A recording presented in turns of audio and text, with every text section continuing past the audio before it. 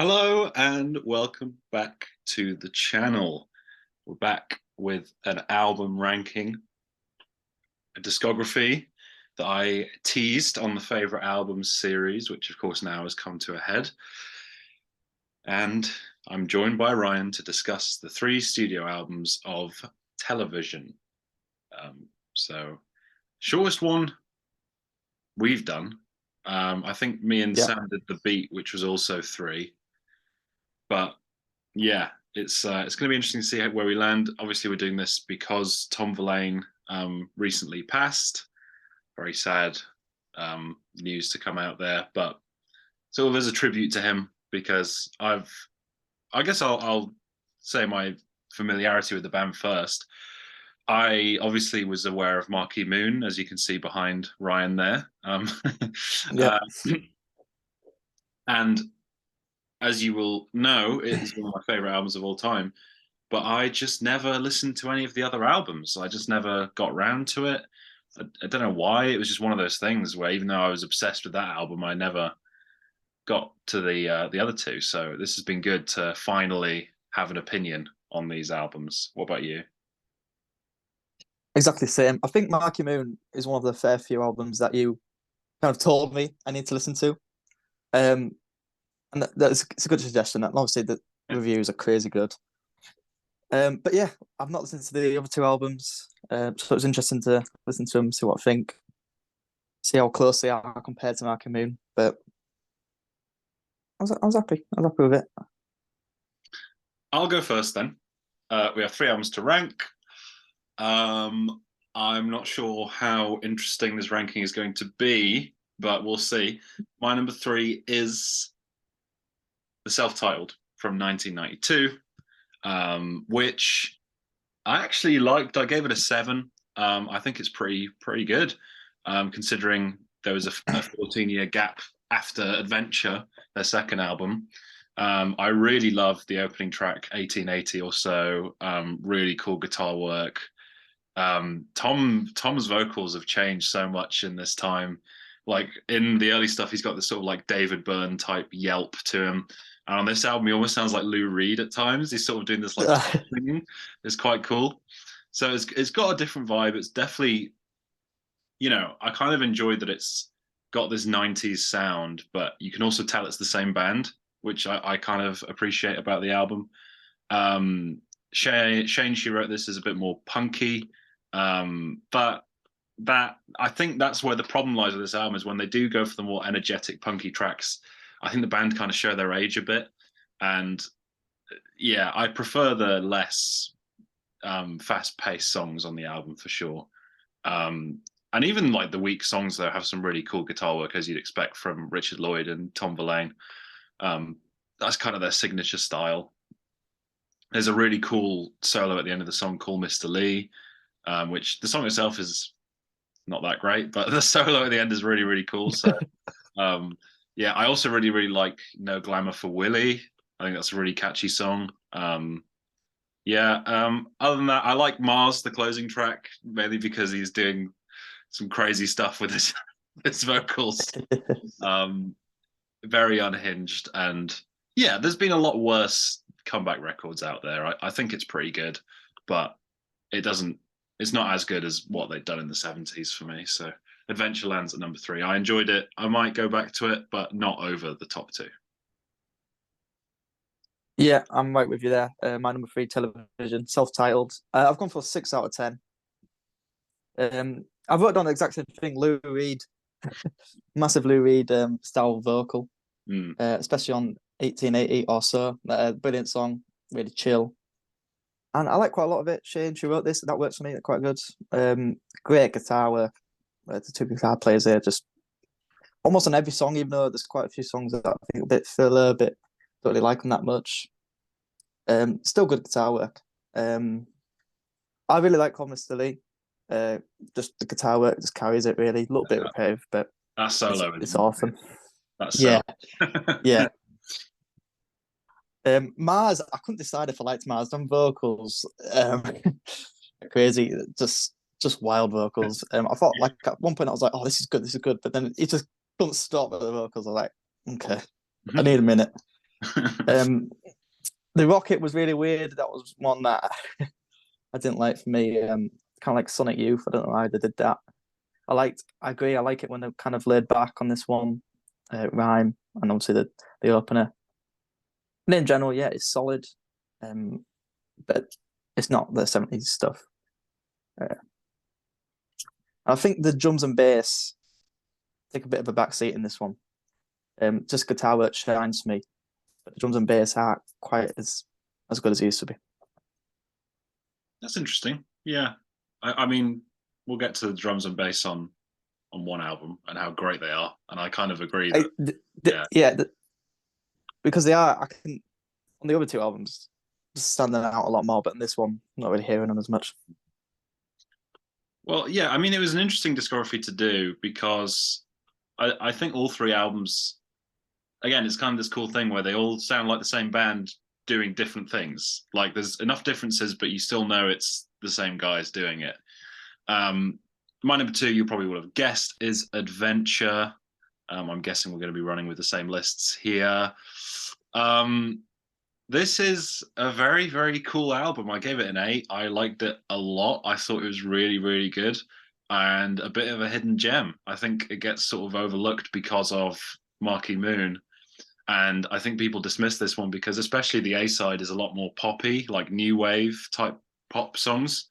Not not proper pop songs, but compared to Marquee Moon, it's a lot more it's a lot less punky.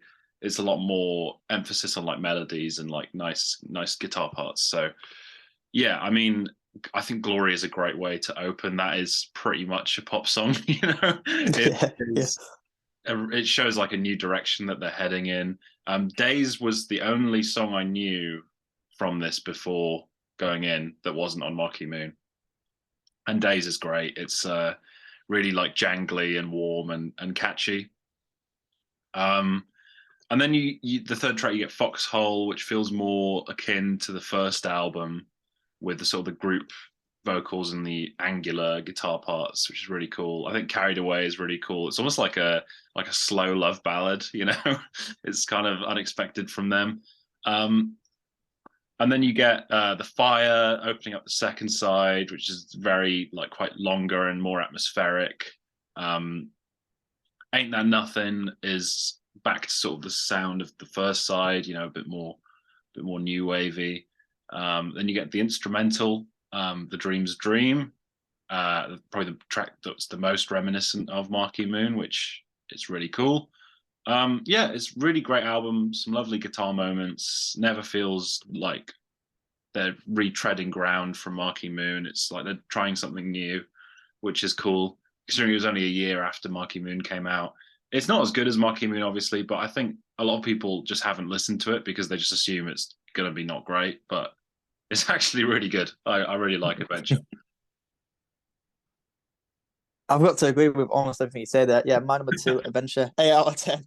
I couldn't believe how good it was because the difference in kind of rating in general on kind of any platform you look at is quite big between this and Marquee Moon. But this album is brilliant. It's a really solid 8 out of 10. Glory, I absolutely love. Brilliant bass, super catchy. Just makes you want to move. Like I said, pop song. Yeah, Days is brilliant. Kind of really nice guitars. Kind of more laid back. Album in general is more laid back than Marquee Moon. So like you say, a year gap, come for trying something different. And I think it works. It's not just Marquee Moon too. They're still just trying different stuff, and it shows how good guitar players they are. They don't need to just do like a crazy long shred. They can chill, quiet it down, and it's really good. Foxhole, however, is a shredder, and that's brilliant as well. Along with the Fire, uh, that could fit on Marquee Moon, I think, quite easily. That's a big shredder, brilliant outro. And the Dream Stream is one of my favorites as well. The drums on that, drums and bass, and just the band in general. Absolutely brilliant on that one. Love that one. And yeah, it's grown me quite a bit. It's a really solid A, and it's underrated. I can't. I'm annoyed that it took me so long to listen to it, even as I knew Marquee Moon really well. Yeah. And I'm annoyed I didn't listen to it sooner, but happy that I did now. It's brilliant.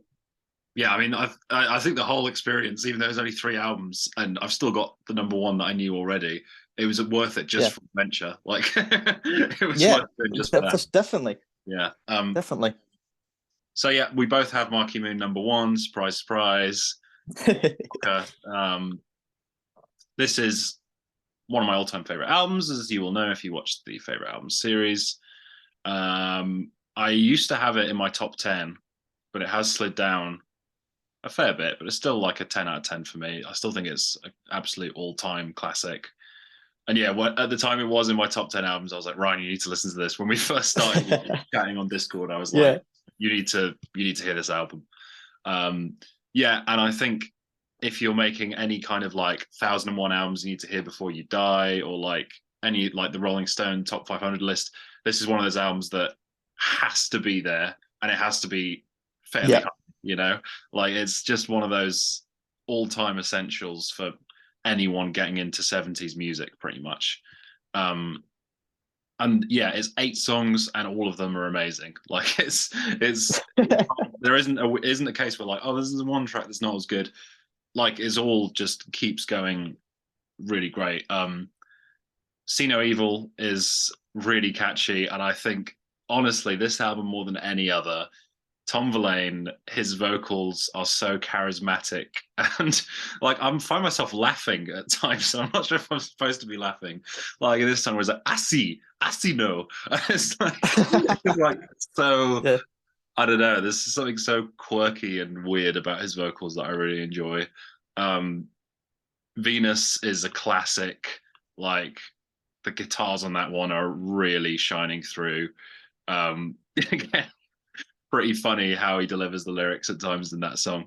But again, really catchy chorus and really memorable. Like this album has the sort of the jams and the cool instrumentals, but also has really catchy songs as well. That's kind of the balance that it strikes. We could talk about how great the playing is, but the songwriting is really good as well. Friction is also pretty great. Might actually be my least favorite on the album, but I still think it's really good. Um, hey, that's like saying, my least favorite song yeah, of yeah, yeah. any 10 out of 10. I still think it's great, like 9 out of 10 song. But then after that one comes the centerpiece, the title track, Marquee Moon, 10-minute masterpiece, one of the best songs ever made. Every time I've been listening to it a lot since we agreed to do this deep dive, and every time I hear it, it's fresh. It's just something so incredible about it, because you have all these different parts in the song. There's like all these different riffs and solos, and you have the really nice like twinkly piano part near the end. It is just incredible, and then it all comes down and the drums kick back in, and then it all comes back again. It's just the best. Oh It's yeah. so good. We'll talk about it more on the songs video, I'm sure, but oh my god, perfect guitar song. Lyrics are great. Drums and bass are on fire. I just could never get tired of it. Elevation is really catchy as well, really memorable. I like it. Guiding Light and Torn Curtain, I think, are really interesting because they kind of a bit of a change of pace. Those two songs, they're kind of more sort of slow and pretty, rather than this like almost angry, sort of quirky style. Um, and Prove It is a personal favorite of mine as well. Again, I think more than any song, that's the song where the vocals make me laugh, especially the Prove It is just a fact. It's just like, it's just that ridiculous, like vocal delivery. But yeah, like I said, I love every song. And it's always going to be an album that I'm going to cherish. So Marquee Moon is my number one. Couldn't be anything else. Not, I would normally say like, oh, maybe with more listens to Adventure, but it's not happening. Nah. Yeah, it's a tough album to beat. It's got, like you say, it's a must listen to. It's a classic. It's like album. You need to put this album in people's face. Like you need to listen to this album. You need to listen to this album. Like I did. Yeah, like you did to me. And I tell you what, it's not far from a 10. I've still got it 9 out of 10 though. I've still got it 9 out of 10, but it's brilliant. It's brilliant all the way through. Like I say, for this time, punk obviously just more simple, more just loud, aggressive in your face. It's still quite aggressive, like punkish. It's clearly punk, but the music is so good. The melody is so good. The playing is so good, which was not punk at the time. I just think it's brilliant. Compare this to the Sex Yes, Pistols. It's like night and day. exactly. That's why we got the Sex Pistols in the back. but these are nothing like the Ramones, who were also playing, in New York at the same time as these, or like Blondie or whatever. Mhm. Yeah, Friction. I love Friction. Absolute insane guitar intro. Just I can't get that riff, that high pitched riff out of my head. It's just so good. Signal Evil Venus. Yeah, classics. Marquee Moon. Obviously, I don't want to talk about it too much. It's an absolute classic. I just put Band of Gods because I first put Guitar Gods, but it's a Band of Gods. Like it's unbelievable. Yeah. Elevation. Yeah, once again, quite a dark kind of sound in a lot of these. Torn Curtain, Elevation, and probably Venus as well. Quite dark kind of sound, which I really like on this album. Torn Curtain's a personal favorite as well. That's got some brilliant solos. I love the backing vocals. Tears, tears. That's brilliant.